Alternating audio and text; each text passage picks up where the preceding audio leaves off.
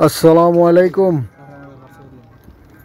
দেশ ও দেশের বাহির থেকে যারা ভিডিওটি দেখতেছেন সবাইকে আন্তরিক শুভেচ্ছা ও অভিনন্দন। বন্ধুরা, আমরা এখন কিরগিজস্তানের সুউচ্চ পাহাড় না পর্বতই বলা চলে, তো আমরা এই পর্বতে এখন ইলেকট্রিক কার রাইডিং করতেছি। এই অভিজ্ঞতাটা আমার জীবনে প্রথমবারের মতো। তো আমাদের কোম্পানি আমাদেরকে পর্বতে ট্যুরে নিয়ে গেছে। তো এখানে আমরা অনেক ধরনের খেলাধুলা করলাম, তারপর খাওয়া খাদ্য খেলাম। এখন কোম্পানির পক্ষ থেকে আমরা ইলেকট্রিক কার রাইডিং করতেছি। মূলত এটি একটি পাহাড় থেকে অন্য একটি পাহাড়ে ইলেকট্রিক তারের মাধ্যমে, রশির মাধ্যমে কতগুলা কার লাগানো রয়েছে। প্রতিটা কারে 2 জন করে ভ্রমণ করা যায়। তো আমরা এখন মাটি থেকে প্রায় 30-35 ফুট উঁচুতে আছি, কিছু কিছু জায়গায় এর চেয়ে আরও বেশি হবে। তো আপনারা দেখতেছেন গাছগুলো আমাদের থেকে কত নিচে পড়ে আছে, কত ছোট ছোট দেখা যাচ্ছে। তো প্রথম কিছুটা ভয় কাজ করতেছিল, এখন মোটামুটি ভালোই লাগতেছে। তো এই ইলেকট্রিক কারে কে কে চড়ছেন অবশ্যই কমেন্টস করবেন। কিরগিজস্তান হচ্ছে মধ্য এশিয়ার মধ্যে একটি সুন্দর দেশ। এখানে প্রায় 80% পাহাড় পর্বত আর সমতল হচ্ছে 20%। আর এই দেশের জনসংখ্যা বেশি একটা না, 65 লাখের মতো। তো এখানে মূলত কিরগিজ ভাষা এবং রাশিয়ান ভাষা চলে, আর কালচার সম্পূর্ণ রাশিয়ান কালচার, খাওয়া খাদ্য রাশিয়ান। তো আমার সাথে রাইডিং করতেছে আমার কোম্পানির কলিং ছোট ভাই, তার নাম হচ্ছে সিরাজ। তো অনেক চমৎকার একটি মানুষ। তো সিরাজ নিজে নিজে অনেক কিছু বলতেছে। এখন কি সে ভয়ে বলতেছে না এনজয় করে বলতেছে, বন্ধুরা আপনারাই বুঝে নেবেন। তো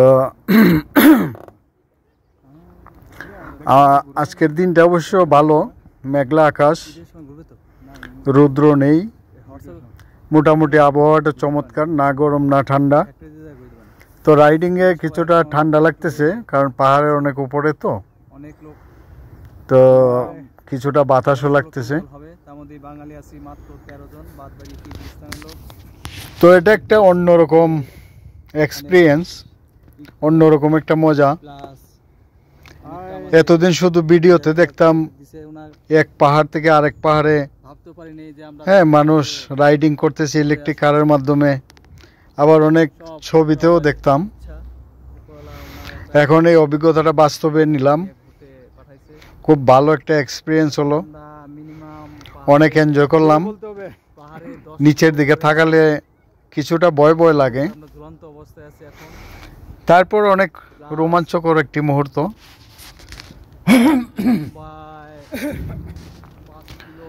সেই রকম একটা ফিল। আর ওই যে পিছনে ছোট ছোট গোল গোল তাঁবুর মতো দেখতেছেন, এগুলো হচ্ছে এখানে রিসোর্ট, পাহাড়ে রিসোর্ট। এগুলো এক ধরনের চামড়া জাতীয়, উটের অথবা দুম্বার চামড়া দিয়ে এগুলো বানানো হয়। ভিতরে অনেক গরম, এগুলো বরফের সময়ও মানুষ এখানে থাকে, টুরিস্টরা থাকে। মোটামুটি খুবই একটি চমৎকার পরিবেশ। সাথে আমার এক ভাই আছে, এই ভাই খুব শীঘ্রই আমাদের তো মৃত্যুবরণ করবে। এখন আমরা এক পাহাড় থেকে আরেক পাহাড়ে যাচ্ছি। তো এখন আমরা সামনের ক্যামেরা দিয়ে ভিডিওটি করতেছি, আসার সময় পিছনের ক্যামেরা দিয়ে ভিডিওটা করব। অনেক মজা করলাম, সেই ভিডিওটা অবশ্যই আপলোড করব। আর যারা আমার ফেসবুক থেকে ভিডিওটি দেখতেছেন অবশ্যই কমেন্টস করে জানাবেন ভিডিওটি কেমন লাগলো। ভালো লাগলে লাইক ও শেয়ার করবেন, কমেন্টস করবেন। আর যারা ইউটিউব থেকে ভিডিওটি দেখতেছেন, কে কোথা থেকে দেখতেছেন অবশ্যই কমেন্টস করবেন, লাইক করবেন, ভালো লাগলে শেয়ার করবেন। আর কিরগিজস্তান যারা আসতে চান ভ্রমণের জন্য ঠিক আছে কিরগিজস্তান, কিন্তু কাজের জন্য আমার দৃষ্টিতে তেমন একটা ভালো না। কাজের জন্য কিরগিজস্তানে না আসাই ভালো, তার চেয়ে সৌদি, দুবাই বা কাতার, আরব কান্ট্রিগুলোতেই ভালো। এখানে সবচেয়ে বড় সমস্যা হচ্ছে আমাদের দেশের মতো খাবার এখানে পাওয়া যায় না। অন্যান্য দেশে তো বাংলাদেশের প্রায় সব ধরনের খাবারই মার্কেটে কিনতে পাওয়া যায়। এখানে খাবারের খুবই একটা সমস্যা, এটা একটা বড় সমস্যা খাবারের। এদেশের খাবার আমরা বাংলাদেশিরা জীবন বাঁচানোর জন্য খেয়ে থাকি, তবে এদেশে খাবার অনেকটা স্বাস্থ্যসম্মত, তেল মশলা ছাড়া খাবার। এদেশে প্রধান খাবার হচ্ছে নুডলস, তারপর পেস্তা, ম্যাকারনি, ব্রেড, এগুলাই ওরা বেশি খেয়ে থাকে। আর স্যুপ বেশি খায়। আমাদের মতো ভাত, রুটি, পরোটা এগুলা খায় না বললেই চলে। তো এদেশে সবচেয়ে সস্তা হচ্ছে মাংস। আর এদেশের প্রিয় খাবার হচ্ছে ঘোড়ার মাংস। ঘোড়ার মাংস এদেশের মানুষ অনেক ভালোবাসে। ঘোড়ার দুধও ভালোবাসে। ঘোড়ার দুধে নাকি অনেক পুষ্টিগুণ বেশি। তো যারা ভ্রমণ পিপাসু কিরগিজস্তান আসতে পারেন।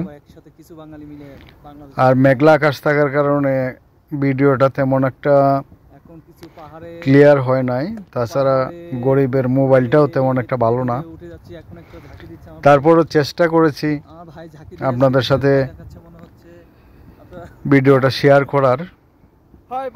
আর পাহাড়গুলো এতই উঁচু, আকাশের মেঘগুলো ছুঁয়ে আছে পাহাড়ে। আর পাহাড়ে সবসময় ভিজা ভিজা, কারণ পাহাড় ছুঁয়ে ছুঁয়ে মেঘ বয়ে চলে। আমরা এখন অনেক উপরে,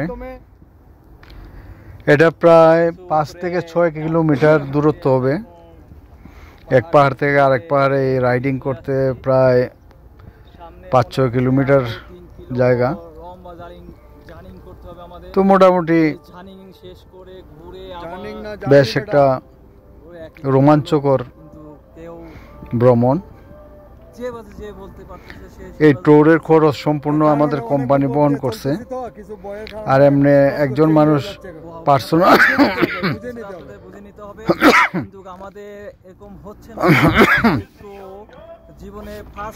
এমনি একজন মানুষ পার্সোনালি রাইড করতে গেলে এদেশে 200 সোম ভাড়া নেয়, আসতে আবার 200 সোম, মোট 400 সোম লাগে এই রাইডিংটি করতে।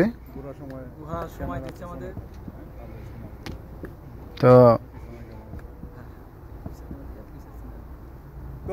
ভাইয়া এটা কয় কিলোমিটার আমাদেরকে যেতে হবে? এটা আমার জীবনের একটা নতুন অভিজ্ঞতা।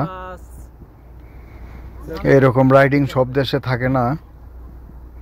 যে সব দেশে উঁচু উঁচু পাহাড় থাকে ওই সব দেশে এসব রাইডিং সম্ভবত থাকে। তো আমাদের বাংলাদেশে বান্দরবন, খাগড়াছড়িতে এরকম রাইডিং পর্যটন করা সম্ভব।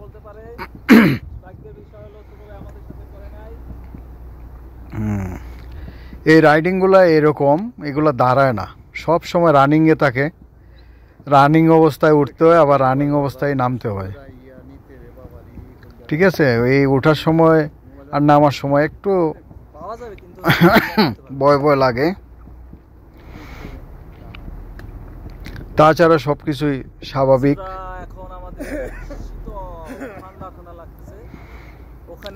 আমার যে কেমন লাগতেছে তা ভাষায় পুরোপুরি হয়তো আমি প্রকাশ করতে পারতেছি না, আপনারা বুঝে নেবেন। আর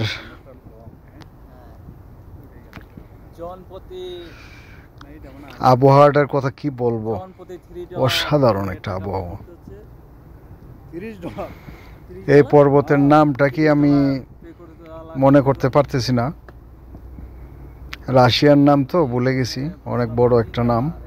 সরি, $20 পে করা লাগবে হচ্ছে।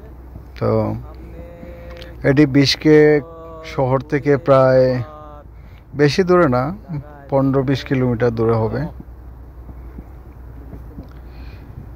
এই দেশটা পুরোটাই পাহাড়ে পর্বতে ঘেরা, আমার হাত প্রাকৃতিক সৌন্দর্যের একটি দেশ। জল বের হচ্ছে। এদেশের মানুষ যাই হেঁটে গেলে minimum যেমন সুন্দর, মন মানসিকতাও অনেক ভালো। 5 ঘন্টা লাগবে। কিছু মানুষ আছে মাতাল টাইপের, সব সময় ড্রিঙ্ক করে, রাস্তাঘাটে আমাদেরকে পেলে অনেক বিরক্ত করে।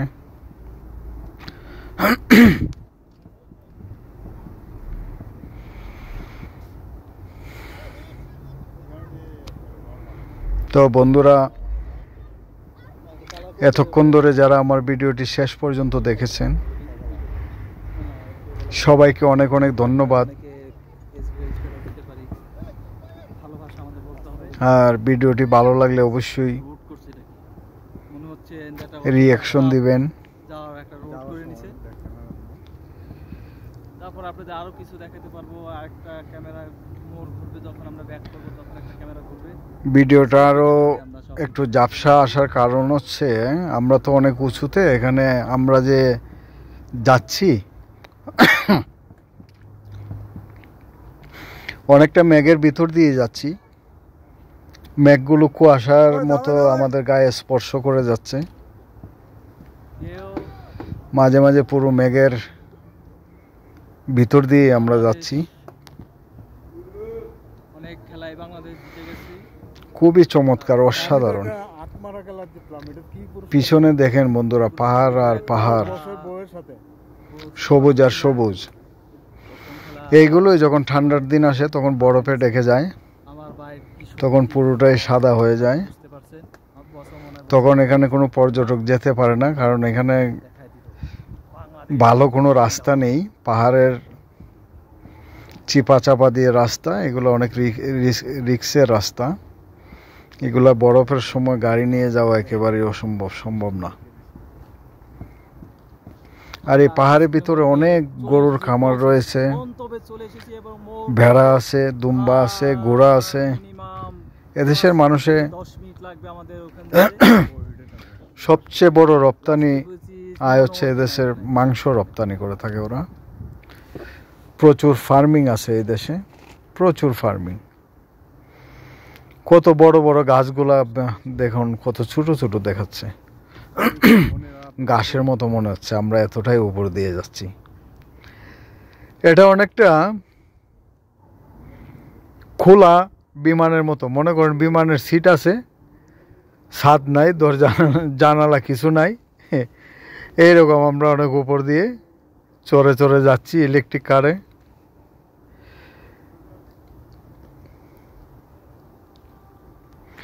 দেখুন মাটি কত নিচে, অনেক ঠান্ডা, কত ডিগ্রি আছে, কত নিচে, আর আমরা কত উপর দিয়ে যাচ্ছি। মাইনাসে চলতেছে।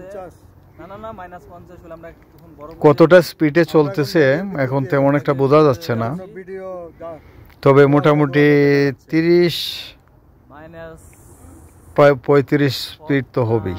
মাইনাস মিনিমাম 20 হবে অথবা 15 হতে পারে। অনেক চমৎকার দৃশ্য, শুধু পাহাড় আর পাহাড়। আসসালামু আলাইকুম।